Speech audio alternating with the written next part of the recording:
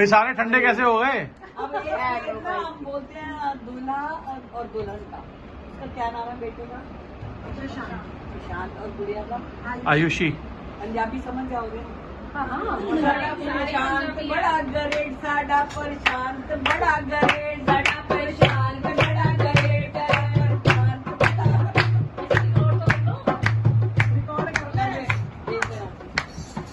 चल रही है रिकॉर्डिंग। आयुषी पिंदी कैंपा कोला, आयुषी पिंदी कैंपा कोला।